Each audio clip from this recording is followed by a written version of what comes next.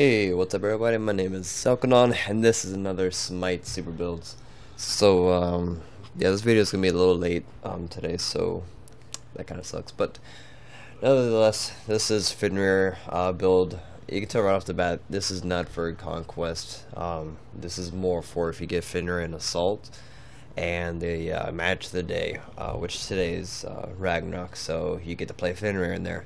And also there's a lot of other physical gods in there, so this is more catered towards that. You can use this perhaps in arena or joust, and also this is my personal preference for how I play Fenrir, and this may help you guys as well. So let's go over the items. Actives, they fairly depend on how you play. I may get sprint. That way, if you go in to capture somebody with your 4, if you don't land on them with your leap, or if you want to get a head start, you can hit sprint first and then leap with your 1 and then snatch them up, or you can leap, hit sprint, and then snatch them. Whatever works for you. And your other active, it kind of depends on exactly who you're fighting. If you're fighting Odin and the match of the day today, I would definitely get combat blink. But if you're fighting Hell, I would definitely get Weakening Curse. It slows everybody's movement speed, and it also reduces their player healing.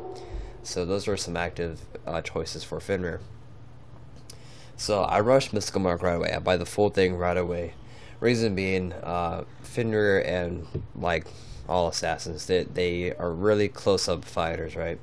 Another thing with Fenrir, you don't do damage on your ulti. You do the damage when you bite them, but while you're carrying them, you bring them back to your team. But in the meantime, there's no real damage output. But with Mystical Mark, it allows you to be tanky enough to get in there and grabbing the opponent. And also with the Ura, 40 magical damage per second to enemies. So you're going to get some Ura damage off the enemy, softening them up a little bit for your teammates, or you can finish them off with your basics and or 3. Next we have Ninja Tebe. For obvious reasons, movement speed and cooldown reduction. Assassins work really well with cooldown reduction. And speaking of that, I'll follow up with Jones Wrath, some more CDR. So together we have 40% cooldown reduction. Right off the bat, right, 30, 40, yeah, 40. Make sure I got my math right. And also this gives you that physical power that you're really lacking in the beginning of the game, since we have nothing besides our boots.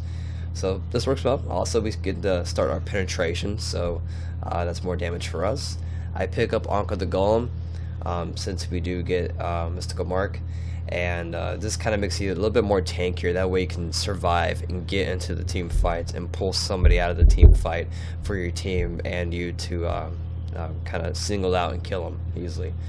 And you get your physical protection and HP, a lot of HP. I really like it, and a really great passive.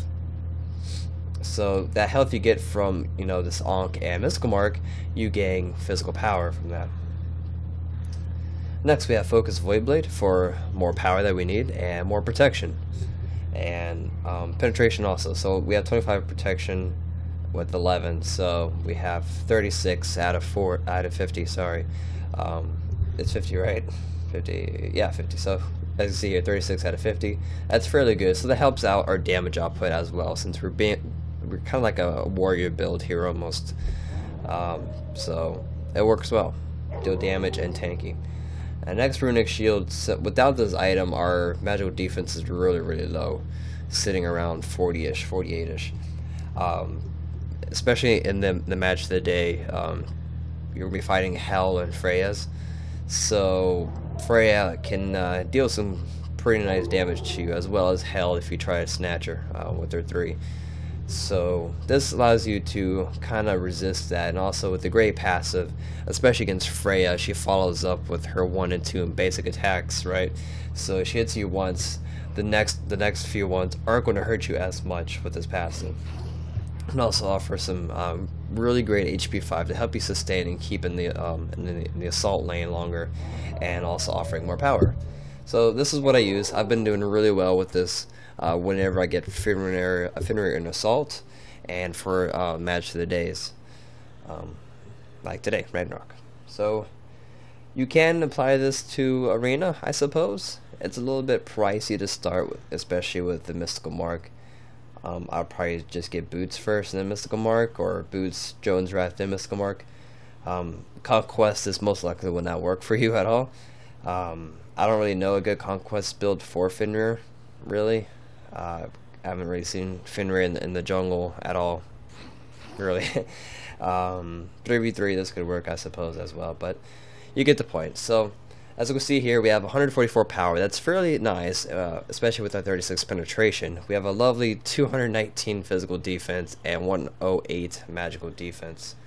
And a decent attack speed of 1.4, not too bad at all.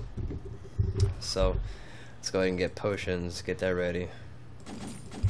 Of course you can afford that. Alright, so let's go try our damage and get the red buff.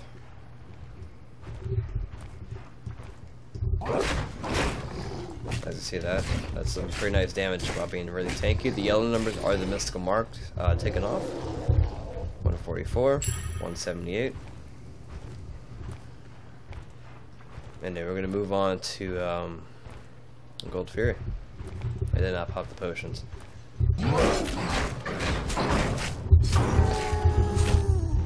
Popped our 2, now we're doing even more damage. Really nice. Considering, you know, we're kind of hybrid build, more tanky-ish. So, Might, 202, Elixir, 245. And then to finalize it, we'll go ahead and attack Robot. There we go.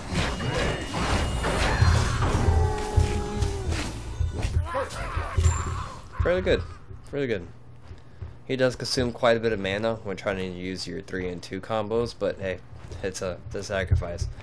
Like I said, this build is mainly for assault and match of the day. You can use it in other areas, but don't really do this in Conquest, because you have to go more of damage. I would guess than this.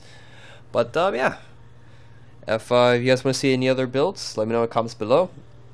Or any comments, concerns, or questions, or whatever on anything else, let me know. And as always, thanks for watching. See ya.